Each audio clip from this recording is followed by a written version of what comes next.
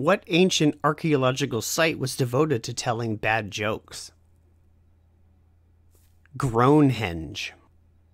Of all the people that I've seen on TikTok and YouTube, your content is the most fascinating and my favorite.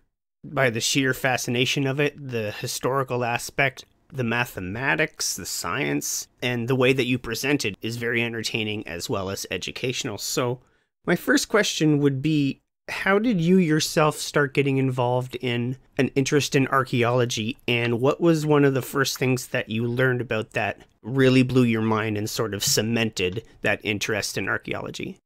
Well, growing up, I've always had like a fascination with ancient artifacts, not so much like the history behind them, because as a kid, you don't really care about history a whole lot, but like the objects themselves. Like my parents would take me to museums and stuff every now and then, and seeing all the artifacts and like the structures, like the pyramids, were obviously really cool. And it was just kind of a little fascination, growing up. And it didn't really go very far from there. But then in 2015, while I was at work, I was listening to one of Joe Rogan's podcasts with Randall Carlson on there. And the dude basically let out the whole plan and like the hypothesis for mega floods that took place through the northern western part of the United States, and showing all these land features where we're talking oceans of water once tore across the landscape, tearing the very bedrock of the earth away. And with my mindset at the time being kind of on the not so religious side, thinking the whole Bible and all the stories in it were a myth and made up, this dude like basically dismantled that entire belief system in the span of an hour and a half. Once he did that, he just flicked over this domino in my mind that just sent me down this rabbit hole of, I've got to know more about this. And then from there, it kind of led into the idea of, okay, well, if this massive cataclysmic event took place that caused the extinction of the megafauna, what was going on with humans? And then when you look into the ideas of where humans were at the time, it's a complete contradiction when it comes to the mainstream historical narrative. I mean, just a few tribes of maybe 100 people at most, making over like 2 million, I think is the number, mammoths go extinct in the span of a few thousand years. That just didn't make much sense in my mind. And you find all these bones everywhere. And then leading into the structures, like once you start diving into anything about the Great Pyramid in any depth, you realize that this structure is way more significant than we were led to believe growing up. It's not just some structure for a religious ceremonial burial of a pharaoh. There's something else going on with the pyramids in Egypt. And after, going down the rabbit hole for, I guess you could say, 5 years now, you kind of obtain a decent amount of information. And I just kind of been holding on to it until finally all of a sudden I just started making TikTok videos, and it just exploded from there. My interest in archaeology was more on a fictional side. I was really into the movie Stargate, the stories about Atlantis and stuff. One thing I wanted to establish the conversation on is the Younger Dryas event. Mm-hmm. For listeners or people that might not know, Younger Dryas event about 10 to 15,000 years ago, huge melting, about 400 feet in ocean rise. That was the total rise of the ocean. It was in two main surges. It's called Meltwater Pulse 1A and Meltwater Pulse 1B. Meltwater Pulse 1A happened at the onset, right before the Younger Dryas cooling event, and then Meltwater Pulse 1B happened right at the end of the Younger Dryas warming event. It started as a cooling, ended as a warming. And the Younger Dryas specifically is a moment in time in this fluctuation that's about 1,100 years of bitter glacial freezing gripping the entire planet, essentially, at least from what we know, the majority of the planet, worse than it was during the peak of the last ice age. And we abruptly come directly out of that freezing event into the modern warmer climate called the Holocene that we're currently experiencing today.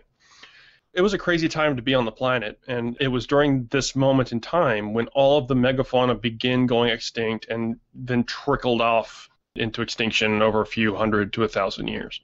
That's why you see skeletal remains of mammoths and mastodons in North America, because of the land bridge, or the former land bridge between Siberia and Alaska, which is why you see native societies and indigenous societies in the Americas.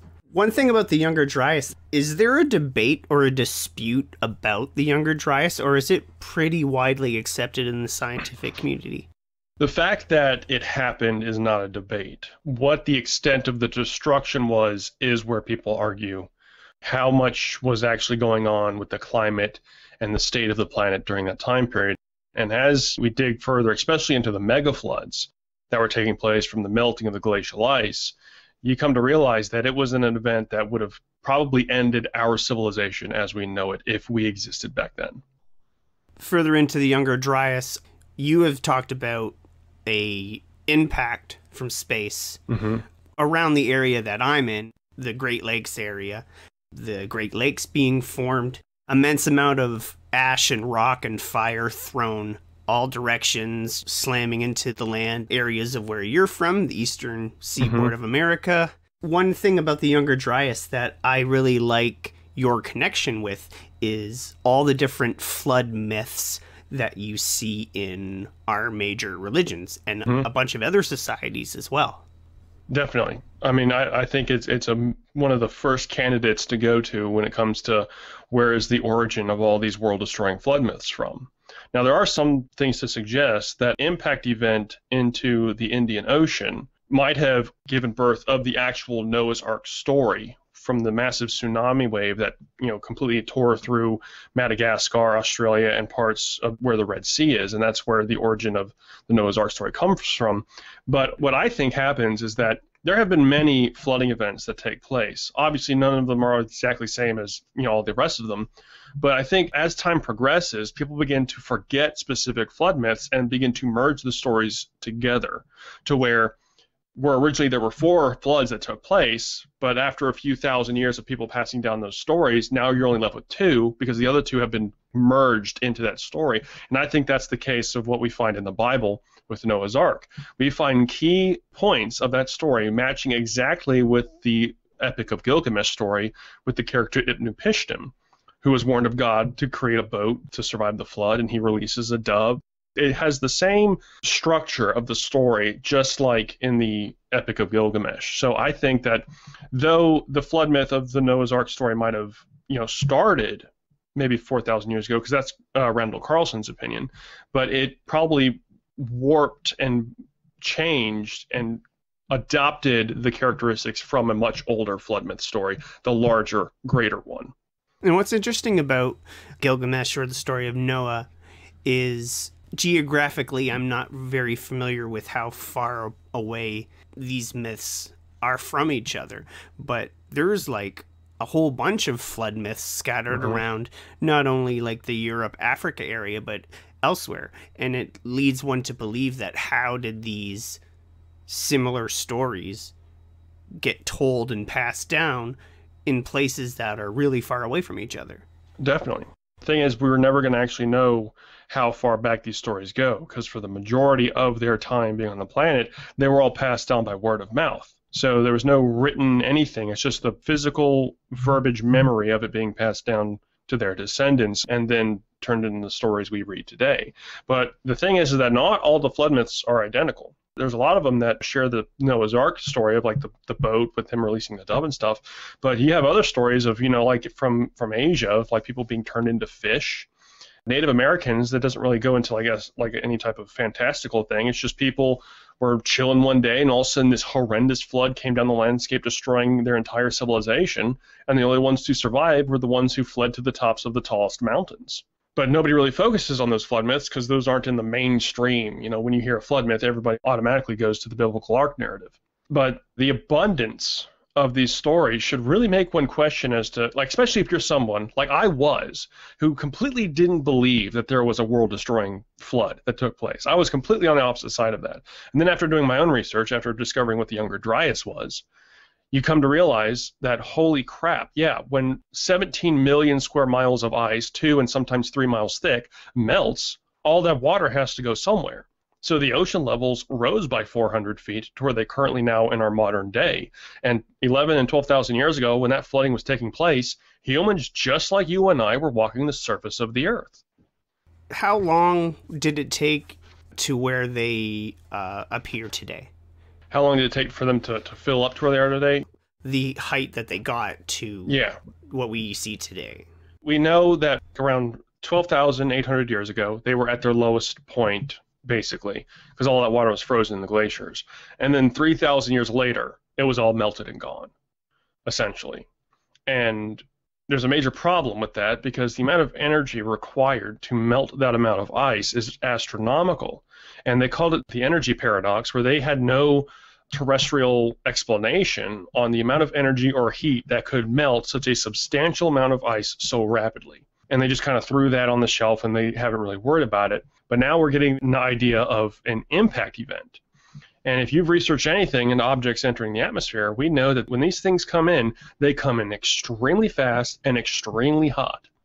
So if we had a bombardment event, like multiple Tunguska, like the 1908 Tunguska impact over top of a glacial sheet, the amount of water that would melt rapidly would be quite substantial, and all that water would rush off and fill up the oceans and likely cause the massive temperature fluctuation of the Younger Dryas. Because when that fresh meltwater enters into the ocean, it completely disrupts those currents.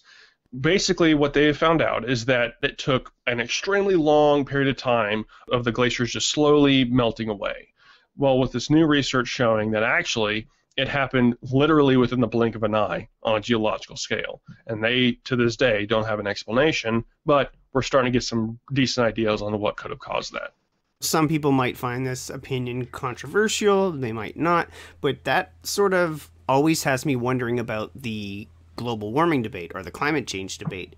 There is that class of people who think that, it happens over a long period of time and we contribute to it ourselves as a society and our technology and our waste and pollution over time, which is true. We've made a lot of strides on getting rid of smog and sulfur and the pollution back in the 70s and 80s, cleaning up our oceans now. But what you were just saying about why couldn't it be a rapid change? Yeah. The sun could nuke us at any moment if it felt like it. Yeah. The one thing, these people that are climate change denialists and they deny that the climate's changing, they just haven't done enough research. The climate is always changing. The climate has never been stable. In fact, we have been existing in the most stable climate for the past 10,000 years. Mm-hmm. If you go back and look at any of the other data that they've been collecting from Greenland and the Antarctic, it shows that this climate has been fluctuating up and down on a regular basis consistently. Right. And it's a rarity and extremely abnormal that we have been existing in such a stable, warm climate for so long. So those people need to do research. Now, the question is, are we the main contributor to the change that we are seeing? And I'm not completely convinced with that. Mm-hmm. Who are we to say that we know enough about this planet's environment and the solar environment in which it exists in to understand it enough to say that we are the sole contributors to what is actually happening? Not saying we don't have an effect, but is that little tiny grain of sand that we contribute into the atmosphere enough to cause the fluctuation in which we are seeing today? Or is this just another natural fluctuation that was going to happen anyway, that we're just here for the ride to witness? One of the things that might be contributing to it that I always tell people is about solar minimum and solar maximum, which is a 22-year period. Yes. It comes closer to us for 11 years, and then it goes away from us for 11 years, and it gets warmer, it gets colder. And there's a scientist here at the University of Western Ontario, I think he's still practicing, but he might be retired. His name is Dr. Christopher Essex, and he was one of the very first in the group of people who modeled climate back in the 70s and disputes a lot of what the IPCC is saying and the UN, the consensus, quote unquote. I was at a dinner one time, a special event dinner that he was speaking at, and he said, in order for us to accurately predict or measure our impact as far as carbon dioxide on the atmosphere and the planet, everything would have to stay exactly still for about 10 years. I don't think we'll ever be able to figure out our impact as a whole on the planet. But after the Younger Dryas ended and we came into this period, I believe you said that anything that existed before pretty much was destroyed unless it was made of stone. And this is where, our stories start to kick in, because watching your channel and your videos, one interesting aspect I find is how ancient civilizations might have very well built their stuff on top of the old stuff. Definitely. To clarify, at the end of the Younger Dryas, you can't say that everything was destroyed, like completely vanished. Everything was basically crippled. Well, I mean, imagine like a broken New York going under 400 feet of water and then just sitting there. Well, I mean, obviously it's not going to disappear immediately. It's going to take several thousand years before all that metal oxidizes and just rusts into nothing, or until the ocean finally consumes it, vanishing it from the planet. So after the destruction, it would take several thousand years before the majority of the objects would become unrecognizable.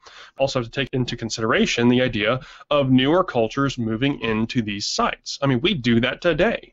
I mean, just take Cairo and Giza for an example. There's a city right there next to the Giza Plateau. When we finally, disappear from the planet and thousands of years go by and a new civilization arises and gains the technological capability of what we have, are they going to get confused with who built the pyramids? Was it us? Are they going to completely forget about the Egyptians? Take, for an example, Mount Rushmore. Are people going to believe thousands of years from now that a bunch of hunter-gatherer tribes using copper chisels built Mount Rushmore? The ability and likelihood of a civilization being erased completely, I believe to be overlooked greatly, especially given the fact that history is written by those who win the wars. And if you are on the losing side of that, your history will be forgotten eventually. Just look at the ancient Sumerians, for an example, or the Mayans with the Spanish coming over. They did everything they could to make them disappear, but they couldn't make them completely disappear because they couldn't move their monuments. In one of your recent videos, the Mayans and the Incans didn't really have the wheel. Yeah, when they were building El Castillo, one of the main pyramids in Central America, the Temple of Quetzalcoatl, when they were constructing that, they had like rollers and stuff, but they hadn't had the wheel yet. And if you look into that specific structure, you realize that the level of technology and just the understanding of mathematics and astronomy that goes into that thing, how could these people not have the wheel yet? I mean, we're talking thousands of years of understanding the cosmos and the way the planet moves with the stars in the sky, and yet these people just somehow didn't have the wheel yet? Or did these people find it? And it was built by a previous civilization. Mm-hmm. And that's the interesting subject that really drew me towards your videos. You just popped up on my For You page one time, and I'm just like, yep, I'm subscribing to this guy's channel, is the idea of all the monuments around the world being sort of connected with one another through a line around the Earth. Definitely. And coordinates. And I just would really love to go into that with you further about which monuments connect to the others, how many different cultures are sort of united with mathematics and these coordinates around the Earth. Definitely, and I have the list of those sites here somewhere. But for anybody listening, the easiest way to get a representation of this, I would just go to Google Images and type in connecting ancient sites and just look at a few pictures that they have to illustrate this. But starting at the pyramids in Giza, going across the Sahara, through the Atlantic Ocean, across South America, through the Pacific Ocean to Easter Island, on the most remote opposite side of the planet, all the way back around to the pyramids, are 21 ancient mysterious sites, all on this same line with remarkable precision to one another.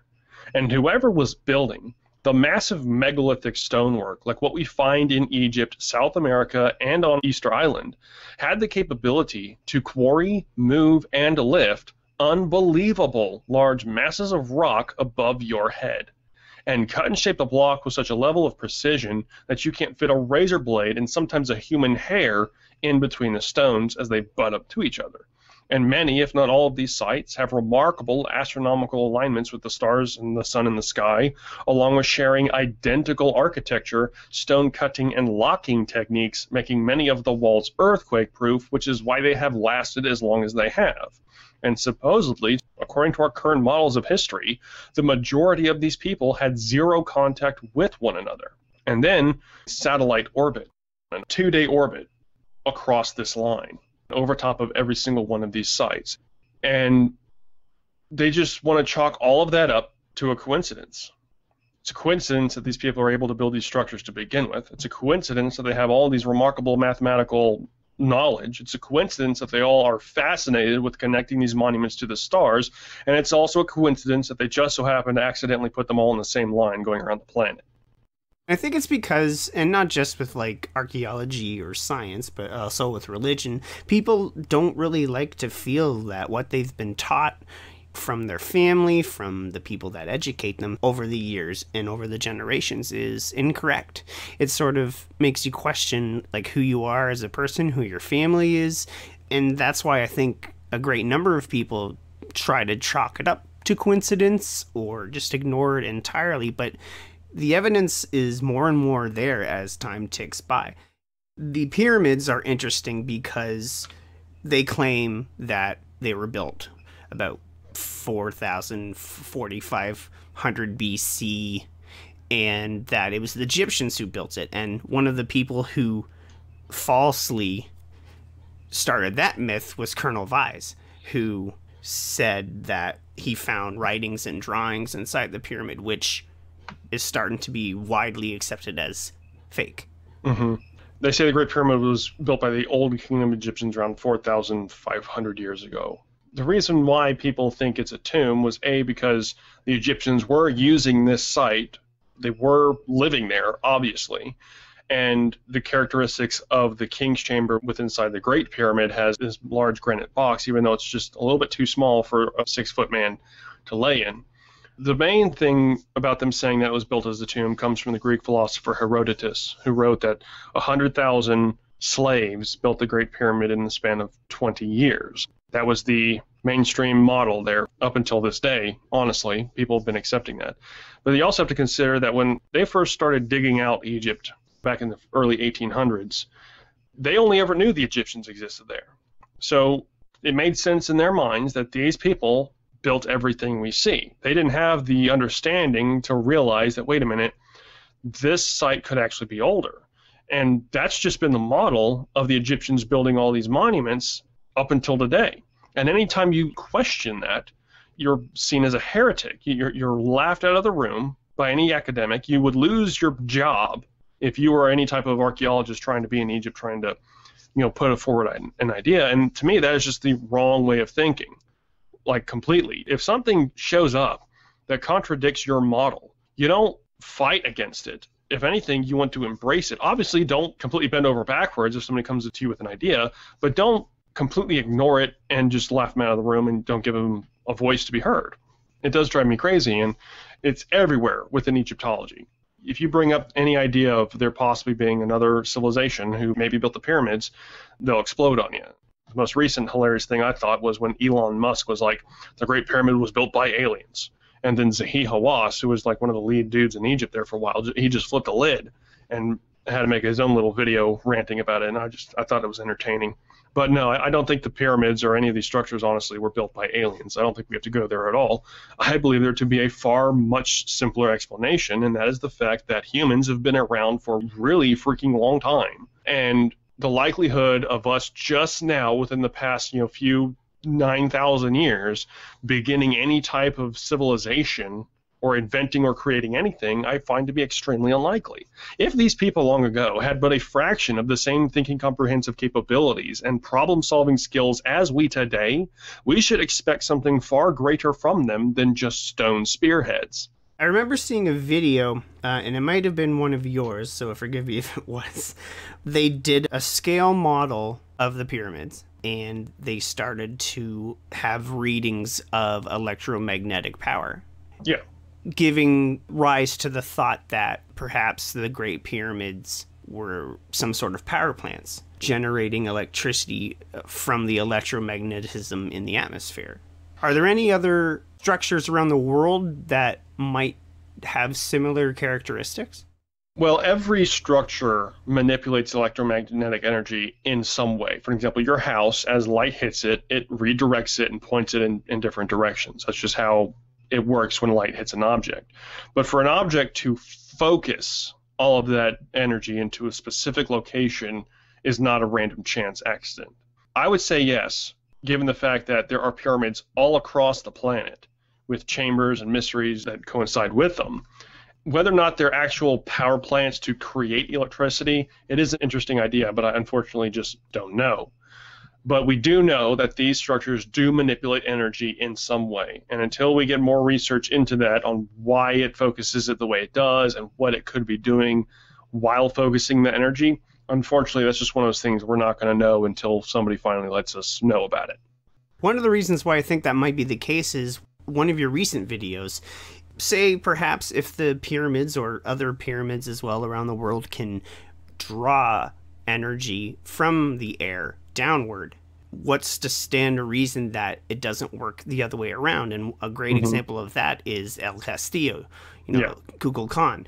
One of the videos that I've seen is you stand at the base of the temple and clap your hands. The sound travels up, ricochets up the steps to the top temple, and lets out this sound almost like a bird. For something to do that and be so precise is fascinating because, like I said, if it can do that going up, then what can it do going down? Also with El Castillo was how it was formed, the whole number of steps there are to represent the days of the year. And that happened before the supposed creation of our modern calendar. One of the ideas on why it makes that chirping noise isn't so much that the sound goes all the way up to the temple and back down, it's that the clap is hitting each individual step.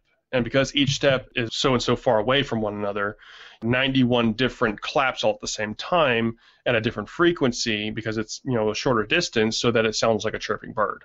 That's just one of the ideas that I heard on why it would do that. I've never been there. I just don't know. But one of the guides was saying that it goes all the way up the temple and back down. It's very interesting. But what I would look into on the Great Pyramid being a energy device would be the book from Christopher Dunn, Power Plant Egypt, where he goes through the different ideas on how this structure could be used as an energy device. Whenever any type of engineer goes to these places, they're looking around like this stuff is not for a ritualistic purpose. This is a functional thing. The idea is that the chambers in the Great Pyramid, there's three main chambers. You have the subterranean chamber, and you have the Queen's Gallery, and the Queen's Chamber, and the King's Chamber, with the fourth being the Grand Gallery. And the idea is that down in the subterranean chamber, which is about 100 feet underneath the surface, there's tunnels that go down into a water system. Well, it's all dried up now, but there used to be rushing water through these caves underneath the Great Pyramid.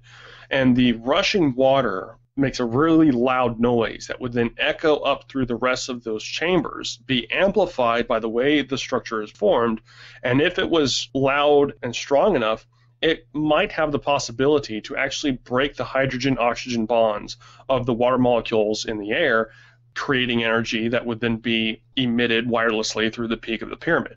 I have no idea if that's actually what it was supposed to do, but it is really cool to think about. One other thing you had mentioned water is about the Sphinx and how the erosion in the stone of the Sphinx, researchers are starting to date farther back. Yeah. That it would take tens of thousands of years for that kind of erosion to take place, and where Egypt was positioned back then might very well have been a rainforest. Yeah. The original model is that the Old Kingdom Egyptians carved the Sphinx 4,513 years ago, basically right before they started building the pyramids. And according to the Egyptologists themselves, after they had already carved it, they were immediately doing restoration work on it, given the bricks that we found on it. So if you've just made a statue, why are you now fixing it, is a question. So the Sphinx itself has been manipulated many times over the past few thousand years. But the walls that surround the Sphinx, because how that was carved, imagine like a flat bedrock with this large stone called a yardang just sitting there on top of the bedrock. They carved this trench into the bedrock to create the body. So the Sphinx actually sits in this pit almost, and there's a trench. And the walls of that trench that surround the Sphinx, called the Sphinx enclosure, haven't been touched at all for who knows how long. And the way the stone is eroded, it has this very pillowy look to it with vertical up and down fissures running through the stone.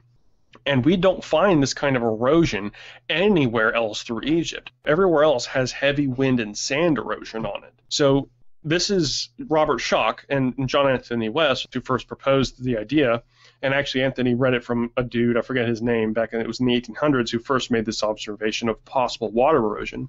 But when they put their paper out of the Sphinx being eroded by water erosion, the academics just went crazy.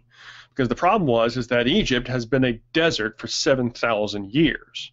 And the Egyptians didn't arrive in that area until like around 5,000 or so years ago. The last time there was enough rainfall to cause this level of erosion would have been before 7,000 years ago, and even further back to 12,000 years ago, when the Sahara was some kind of forest or rainforest, to where you can have that level of erosion. Because during the Ice Age, the entire climate was far cooler. It wasn't nearly as hot as it was today. Where it's really warm and desert now was more of a warmer, stable climate to where plant life would actually flourish. And if it's thousands of years older, then that would completely contradict our current models of history, which is one of the reasons why it's being fought against so hard in the academic world. But then for it to have tens of thousands of possible rain erosion on it just completely dismantles our understanding of our current history. If there was a civilization capable of building such a gigantic structure so long ago, what else were they capable of doing? Because they sure as hell weren't living in caves. Another thing I find fascinating is Easter Island, because for the longest time, everybody just associated Easter Island with just heads above the shoulder. But then when they dug down deeper, they found that there were bodies way underneath the dirt. There was an unfinished Easter Island statue back at the quarry, which was really far away from the site. And I remember one of your videos saying that the size of this particular unfinished Easter Island statue was enormous. And it goes back to that whole thing that you were saying, like, how are people this, for lack of a better word, primitive, able to quarry with such precision and lift these things to where they're placed? They're made up of different types of rock. There's some of them that are made of basalt, which is a very hard stone. The other ones are made out of volcanic rock, which is a much softer stone. The one you're specifically speaking of, I forget the name they gave that moai, the largest one, it's 66 feet long, up to 250 tons. And it's still connected to the bedrock. We're talking about people who were still technically in the Stone Age, even though they had an understanding of astronomy, so they were able to, come across the ocean. We're talking about the Polynesians, by the way. They're the ones who inhabited the island about 1,000 years ago. They had ocean navigation and all that kind of stuff, but they were still in the technology level of stone. These people hadn't really achieved anything greater than that. And just for manpower alone, to just lift the statue up, to where it's standing would be remarkable. And you have these experiments people did where they tied ropes basically to their forehead, stood them up, and then just kind of made them waddle across the landscape. Well, the experiments they did with that, the largest statue they did was only 5 tons. All these statues are up to 40 to 60 tons, at least 12 to 13, some of them, like obviously the largest one being 66 feet long. The amount of top heaviness you have with that massive statue, like how are you going to get enough people to efficiently waddle this thing down in uneven terrain to the edge of the island to then place it and have it be... How many times are you going to drop the thing and break it? It just doesn't make any sense to me. What would you say is the heaviest and largest stone that there is? The one that's still connected to the bedrock, or the one that has actually been moved and lifted? With both. One that is the biggest and heaviest, that even if they got it out of the quarry, they could not possibly move it. Baalbek, Lebanon. These massive, unbelievably sized stones, and the largest one for the longest time was the Stone of the Pregnant Woman, which I hate that name. I don't know why they gave it that name. But we're talking about a stone that's 18 feet high by 19 feet wide. I forget how long it was. I want to say it was like 40 or so feet long, but it weighed up to 1,200 to 1,500 tons. Now, that was still connected to the bedrock, but later on they found another stone larger than that one sitting right next to it. And whoever was quarrying these blocks were able to move them at least 2 miles to where the ones that have been moved are sitting today underneath the Temple of Jupiter called the Trilithon, where these ones aren't as big as the ones still at the quarry, but the smallest one is still 700 tons, and they are more than 30 feet off the ground on top of other large blocks to create the foundation to this temple that the Romans have occupied for a while now. There is another stone, this massive monolith in, I want to say it was Japan. It's still connected to the bedrock, so it was never moved. But, you know, they say, it might have actually not been in Japan. It might have been somewhere in China. Anyway, they say that they were going to quarry and move this thing, but then after, you know, doing all this work to quarry it out of the bedrock, they realized it was way too big and heavy to move, so they just abandoned it. That's the current explanation on why it was carved to begin with, which is kind of like, okay, you don't think they would have come to the understanding beforehand? Like, are we really going to be able to move this amount of rock? Why are we going to put all this resources into carving this thing out on a maybe? The first biggest one I would say is from Belbach, Lebanon. And then, because I can't find the other one from Asia, we're not going to go with that one for now. But the second one would be the unfinished obelisk back in Egypt, in Aswan. This massive rose granite obelisk that was being quarried out, when finished, would be 1,200 tons and 100 or so feet in length. And the reason why that was stopped is because a massive crack just broke off the top, basically, section of the obelisk, rendering it useless, so it was abandoned. When you look at the site on where this thing was being quarried, it kind of makes you question as to how they were going to get this thing out of the pit it was in, and then down this extremely steep, uneven plane of cliff before they could get it anywhere to where they could place it. 1,200 tons. I mean, if you look what it takes us today to lift and move that amount of weight, it is substantial. It's not an easy task at all. Ask any engineer or anybody who works with a crane and has to move thousands of tons at a time. It's not an easy task, and it's extremely dangerous as well, obviously. And the risk of screwing up with a massive stone piece like that and breaking it during transportation is astronomical. Why don't we see broken obelisks everywhere in quarry sites or like in transportation?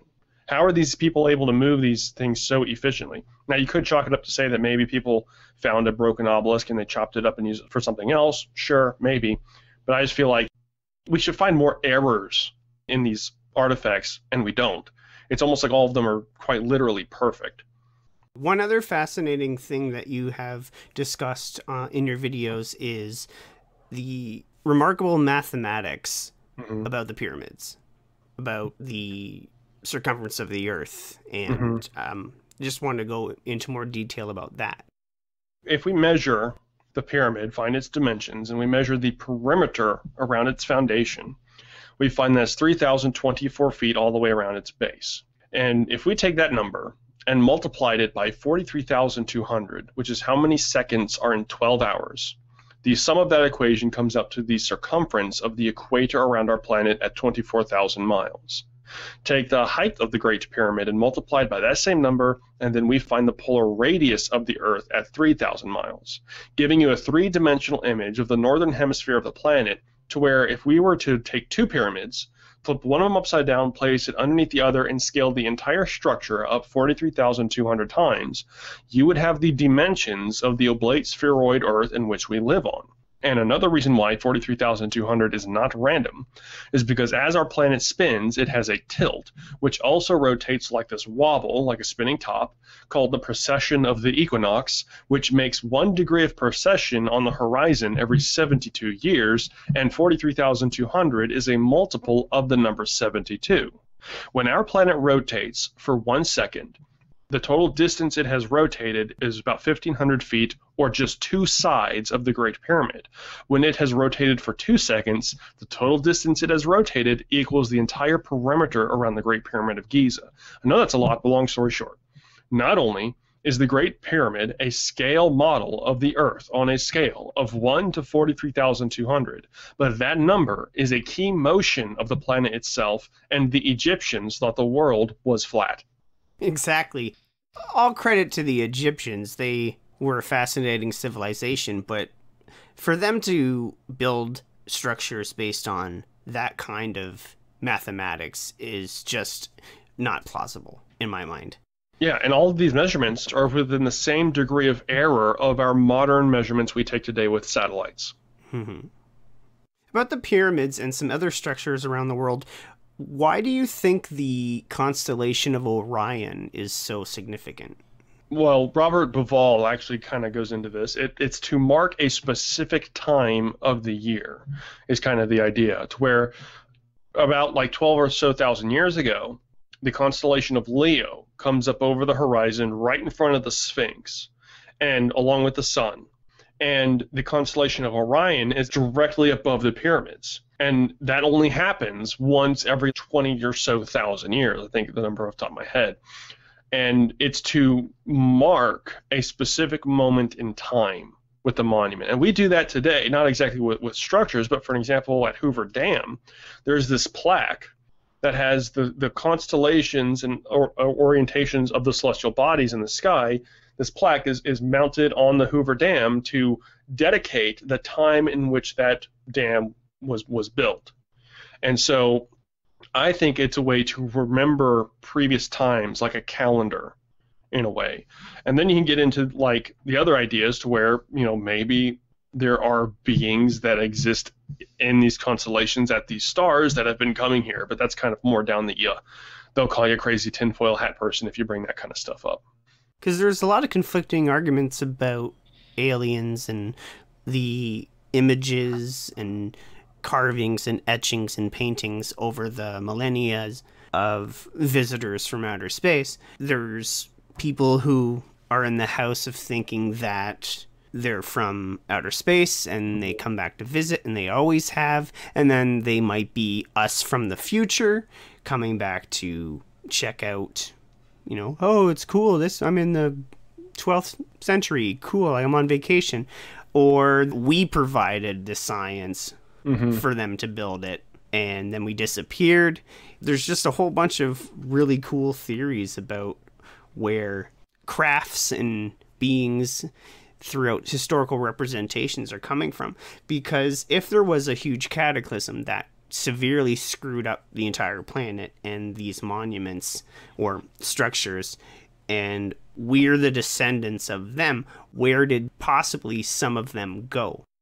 I've got an interesting theory about the whole alien thing, especially that I think coincides and with what I've been talking about is, given the example of the biblical flood, we have to reconsider many of these ancient stories now because they're no longer completely made-up fiction anymore, like many claim they are, and I once did, and again, I had to change my mind because come to find out, we can scientifically prove that a massive flooding event did take place 12 and 11,000 years ago.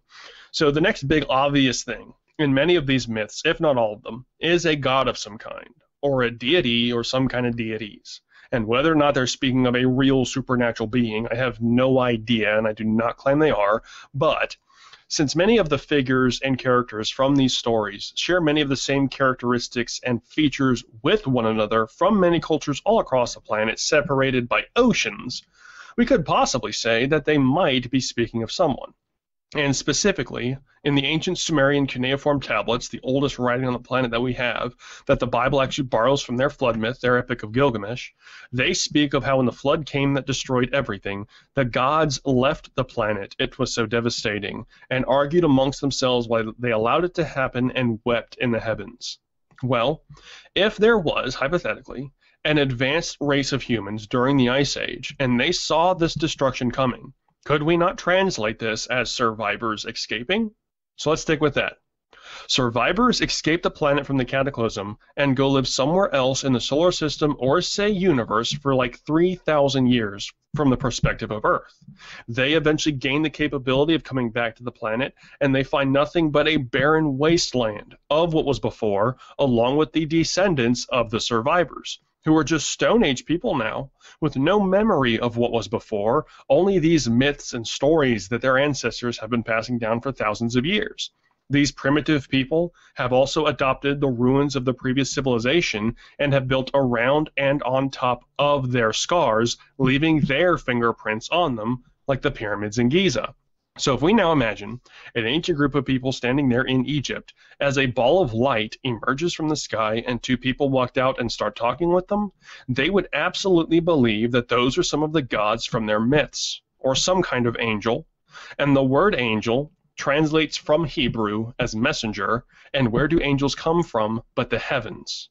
And heaven has been depicted as up by thousands of cultures for thousands of years in their art and writing, and up is also the direction of space. So by definition, angels are extraterrestrials.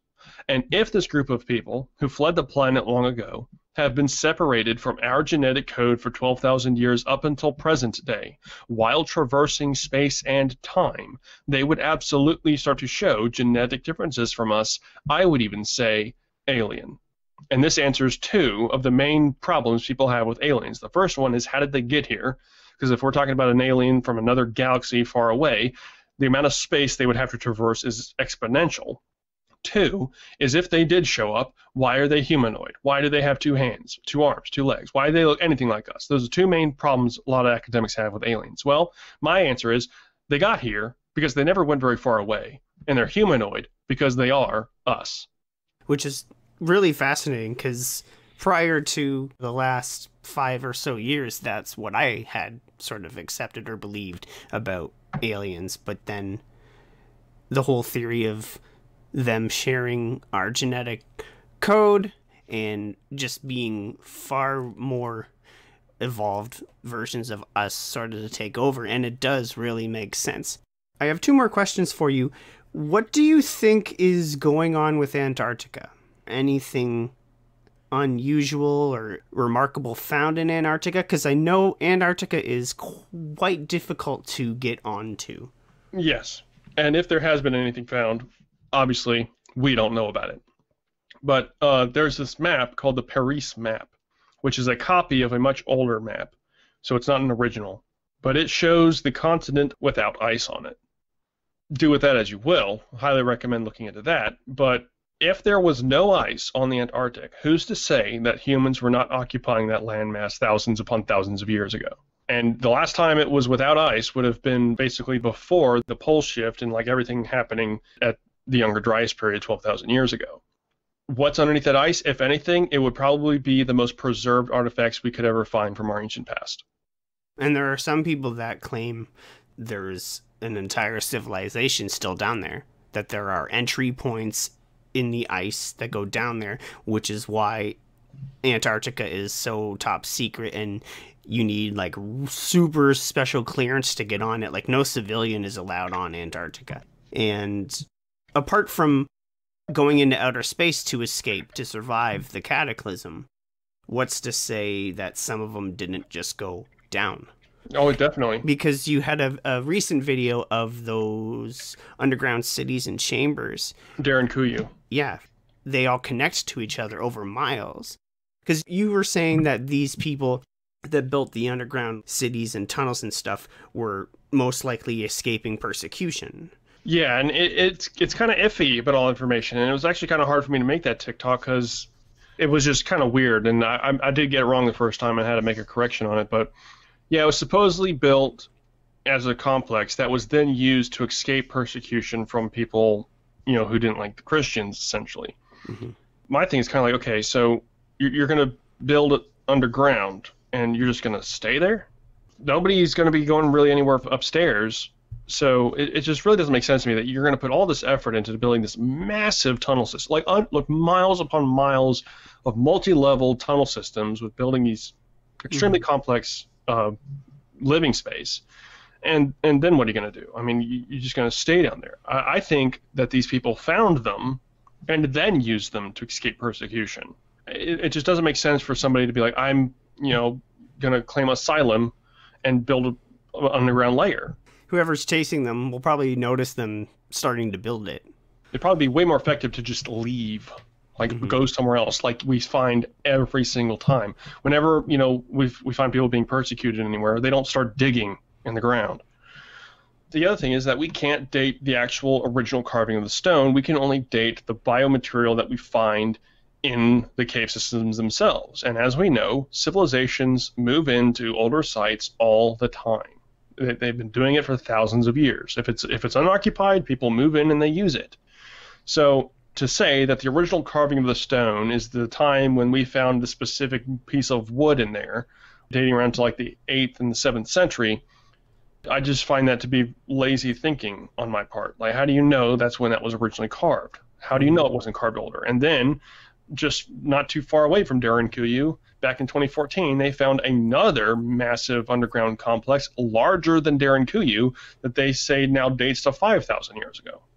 The main thing that we tend to find when investigating any type of these ancient sites is that the date just keeps continuously getting pushed back further and further and further back in time. And at some point, we're going to have to come to the realization that we're not talking about primitive people anymore. We're talking about a sophisticated network and civilization that were capable of doing things that we today, I don't think we can do. One of the interesting things that make me think that they are just squatters in the tunnel system is light. Oh, yeah. They would most likely have to use torches Yep. to light their passageways, their rooms, and that runs the risk of suffocation by carbon monoxide, dioxide from burning the oxygen out of the space they occupy. Mm-hmm. So I would think that the previous builders and occupiers of that tunnel system had a different source of light that doesn't emit those harmful chemicals and gases that would kill people. And so smoke. Yeah. It doesn't take too much of an imagination to have that thought. The final thing I wanted to ask you, which I found interesting, is there's another creator on TikTok who talks about the Great Lakes. She's well-educated, very well-spoken. I forget her handle, but every once in a while her videos pop up talking about how deep they are, how they were formed, some interesting features. And in Lake Michigan, they found a Stonehenge-like structure at the bottom of Lake Michigan. And they date the rock to, tens of thousands of years ago. I guess my question is, because I'm from Canada, are there any archaeological structures or buildings or remnants in Canada that you know of and could speak about? Not off the top of my head, unfortunately, because the problem is with Canada is that during the Ice Age, you guys were underneath a massive 2-mile thick glacier. So there wasn't a lot going on in that area, and no activity would have been taking place until the natives from Siberia came over that land bridge into your region. So I would have to dive in and actually go and look, but it's probably not going to be anything exceptionally old, like, for example, the Sphinx during the Ice Age. You're not going to find any structures like that up in Canada because of the glacial ice that was occupying the location at the time.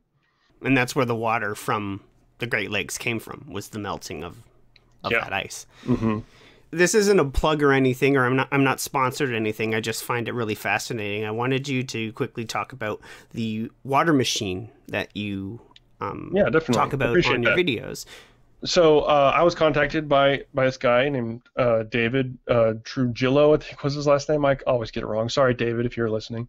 He makes this product called the Water Machine, where it's an all-glass, gravity-fed water purifier. It's got 2 filters in it, and you basically fill up the top section of it, and gravity will pull the water through the filters, and then it just drips down into the reservoir at the bottom where you take the water out of.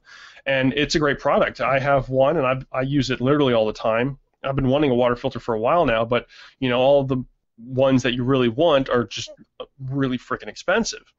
And so he comes at me with this proposal to be my sponsor, and I accepted it, and now I promote the Water Machine now. It's a great product. It's extremely affordable for those looking to have a efficient way to filter your water in the purest way you can get your hands on. If you go to the website and you use the promo code RIVUS, RIVUS, on checkout, you'll get 10% off, and a portion of that sale will also go to help me out as well. So appreciate that, my dude. No worries. Yeah, I saw it. It was very fascinating. Had a wonderful time speaking to you, Rivus. I really appreciate you coming on and speaking with me. Like I said, your content is my favorite content on TikTok and on YouTube, and content that you can check out by going to YouTube and looking for Phant0m Un1verse. Phant0m is spelled PHANT0M Un1verse. And you can find Rivus on Instagram, that same spelling, but there is an underscore between the 2 words. There you go. Take care of my friend. All the best, and have a good rest of your weekend. Have a good one. And our friend Rivus was kind enough to check back with me and let me know that there is actually a significant archaeological site in Canada in southern Alberta. The open-air Sun Temple in southern Alberta has a precise 5,000-year-old calendar predating England's Stonehenge and Egypt's pyramids. It's pretty cool. Thanks once again to Rivus for checking back with me and adding that little tidbit of information.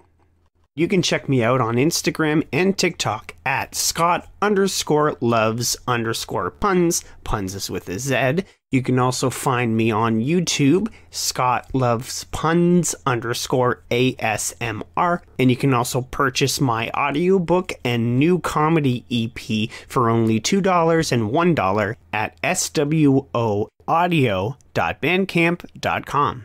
Thanks for listening and have a good night.